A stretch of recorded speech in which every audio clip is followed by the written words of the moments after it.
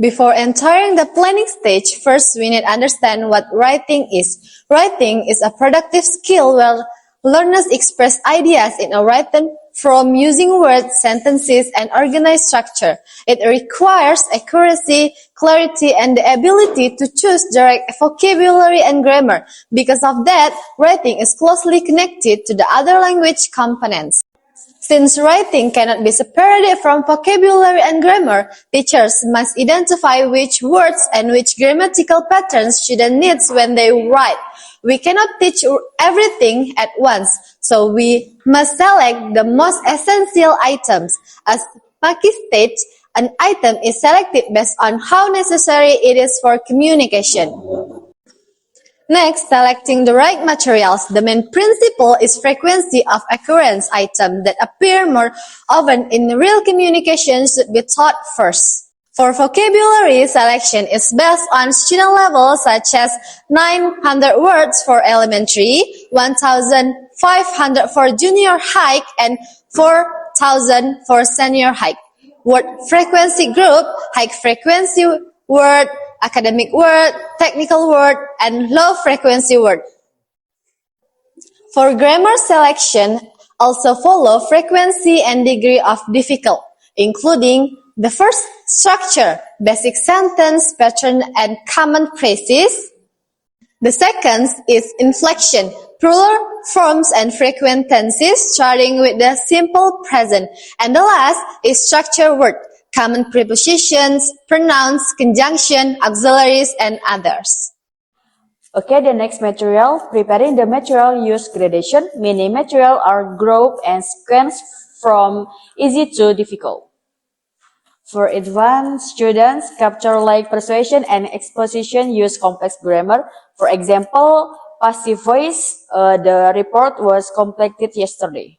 Noun clauses, I think that it is true, and transition like however and therefore. For beginner, chapters start with personal description, grammar moves step by step. For example, simple present, I live in Jakarta. Present continuous, she is cooking, and simple past, they visited Bali. Beginner focus on basic sentence and high frequency words, while advanced learners write full paragraph and essays. Okay, in this section, I will continue with the topic of writing techniques, which includes three main components. First is graphics, and second is spelling, and the third is composition.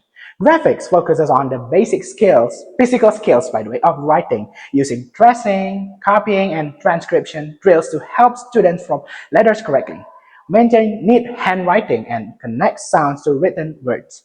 Spelling that develops students' accuracy in writing words through techniques such as completion, transliteration, and detection, which train them to recognize patterns and produce correct spelling.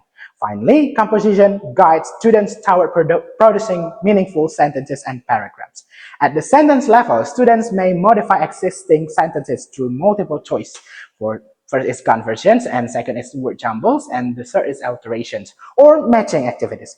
As they progress, they begin composing their own sentences through caption writing, translation, and composition tables. At the paragraph level, students practice paraphrasing, narration, descriptions, exposition, free composition, and translation. Overall, this choice of techniques depends on the learner's level. For learner's level is elementary students focus more on graphics and simple sentence tasks. For intermediate learners, work with sentence, transformation, and short paragraphs. And the advanced learners move toward more complex writing such as exposition and paraphrasing. Teaching writing at different levels.